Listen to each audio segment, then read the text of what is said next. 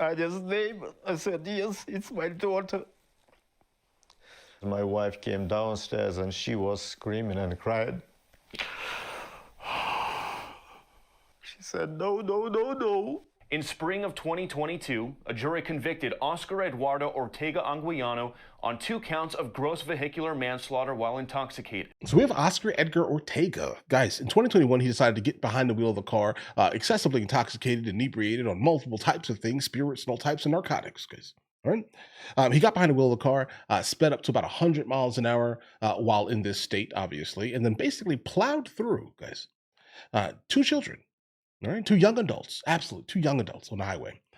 They are no longer with us. They, in fact, lost their lives to this individual who has multiple felonies in the country illegally and decided to drive in a very intoxicated, inebriated state, guys. So I do not blame, under any circumstances, Tom Homan to be like, hey, listen, guys, we got to pack him up immediately. You're releasing him? Oh, no. Oh, no, guys. But either way, Tom Homan vows ICE will head to California to after illegal aliens' prison release. Good. Immediate. Do that immediately, bro. Suggestion via Discord, guys. He has a Fox News exclusive on the tragic consequences of an unsecured border. Hi, Bill. Been waiting to talk to you all morning. Yeah, Dana, good morning to you. This illegal alien had a lengthy rap sheet here in California long before he ever killed these 2 California teenagers. He's got several felony convictions on his record, several convictions for driving without a license, but he was still out and about on California's roads. And this young American couple ended up paying the price for that. And now their killer is getting an early release. It was November 2021, a fiery collision on an Orange County freeway. A young couple dead, and the driver who crashed into them, a twice deported illegal alien from Mexico with multiple felonies in custody for being drunk, high, and speeding at nearly 100 miles per hour. I got a knock on the door, and there's 2 police officers. It's his son's father. Written all over the face of Pavel Osokin, as he recalls being told his son Nikolai and his 19-year-old girlfriend Anya Varfolomeev, friends since they were kids, were gone. They told me there was a horrible incident. My son and his girlfriend, Anya, basically were burned alive in their car. Wow. She was my daughter.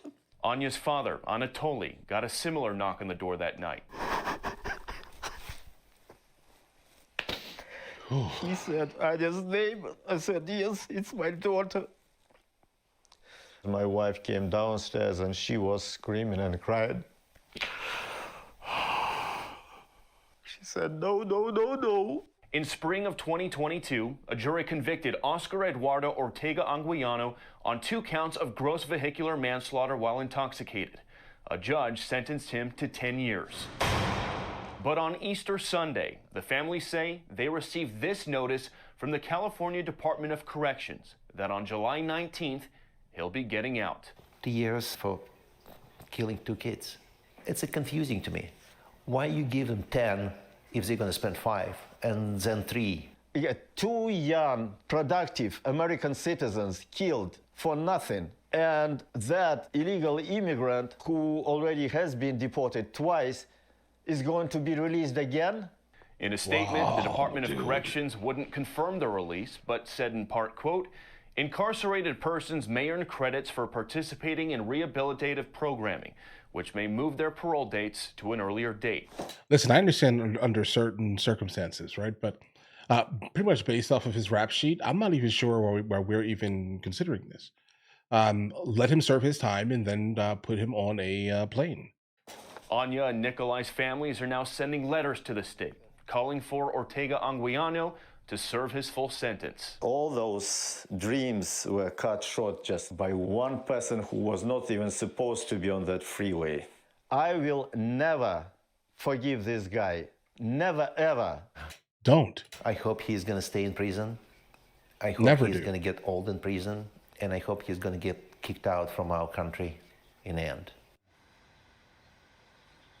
And Dana, ICE confirms to Fox News they have placed a detainer on this illegal alien with the California Department of Corrections. Their hope is that the state will transfer him to their custody upon his release from prison in July. As for the victims' families, they're now left wondering, what are 2 lives worth here in the state of California? They say, apparently, only a little more than 3 years.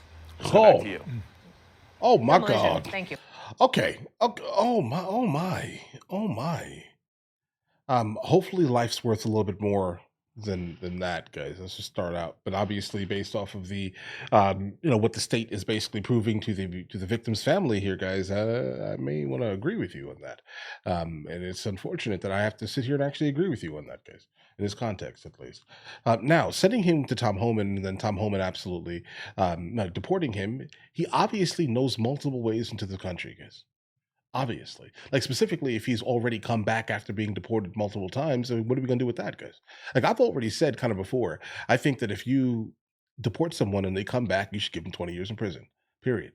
Like, make it to the point where they're just like, okay, hold on, I'm going to ruin my life for this? Yes, absolutely. Like, if you get caught in the country again after we deported you, give them 20 years in prison. And in this instance here, and you're saying that he was like literally intoxicated while he was driving, guys. What is going on here? Like, I mean, I get it. California's weird, but this weird? So Tom Homan joins us from the North Lawn White House. And sir, thank you for your time today. There's a lot to get to, and I know for a lot of our viewers, we're covering a lot of different cases that involve very different people in different parts of the country in different states. Just react to Bill's reporting right there from California first. Let's begin there. Well, look, Bill, everybody asks why I get so emotional on network TV, why I get emotional when I testify, because I've met hundreds of angel moms and dads and hear every story. I'll never forget any of those stories. It's just a tragedy. But I'll make this commitment right now. I'll work with Secretary Noem on this case, and I guarantee you, if they don't honor a detainer, we have ICE agents outside that facility to take custody of this individual and deport him. He's been deported several times, which means he's a felon. Re-entry the country at the form of deportation is a felony. We will prosecute him and we'll deport him. I'll make that commitment. I'll work with Secretary Noem to make sure that happens. I want to bring up one other thing before we get to the bigger picture, and that is, for example, when someone on the left go against you, they will say, oh, it's just like 1 or 2 people, right? Well, that's not the case, as you know. And here's another example. There was a young woman, a mother of 2, killed in Maryland. Again, Maryland, mother of 2. Her name was Guerra. And she is one of Senator Van Hollen's constituents and well. Her mother, who is Lesbia Milith Ramirez Guerra, I'm sorry, that was the woman who was killed. The mother is devastated, just like those fathers were that you just saw. This is what Van Hollen said. I cannot imagine the grief and pain that the family of Miss Guerra is feeling right now. My heart goes out to them during this incredibly difficult time as they mourn her loss. I thank all of those in law enforcement who have been part of the extensive search effort and investigation. Now Miss Guerra's family and friends and our community will see her suspected killer and anyone involved in this crime face justice in a court of law. Courts of law are where we punish the guilty and provide for the due process rights of all. That is why it is important to respect the rule of law and the decision of our courts. But the issue is the courts allowed woman who was killed didn't get that chance for due process. There she is right there on your screen. Right. And the senator, I know what the point he's trying to make, but the point the president was trying to make yesterday in the Oval Office is we have a huge number of illegal immigrants in this country that are affiliated with these gangs. And to go one by one is going to take years and years and years that we don't have in order to protect the rest of the citizens. So how do you think this gets solved in the end? Well, first of all, Van Hollen's statement is just ridiculous. If you want more safety for the citizens of Maryland, then stop being a sanctuary state. Work with ICE. When you arrest a public safety threat that's in the country illegally, work with ICE. Let us in that jail so we can get them in the safety and security of jail rather than release them back in the public, which creates a public threat. Finally, what's happening right now across the country, we have district court judges shutting us down across the country. There's a reason they're district court judges. They're not national judges. But absolutely, as you mentioned earlier when talking to Bill, you got New York judge district court, you got a district court in Colorado putting a national ban on our activities. They're district court judge. We got to get this to the Supreme Court as quick as possible. District court judges can't overrule the president's executive orders.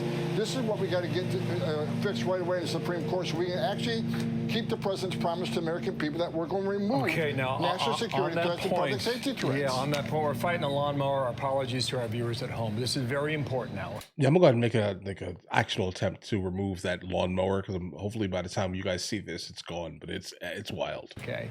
Yesterday, the president said this, and I quote, "We cannot give everyone a trial because to do so would take, without exaggeration, 200 years." Now, the court has said that those subject to the statute needed to be given the opportunity to challenge their removal. To me, I interpret that as a sense of due process. How do you interpret that?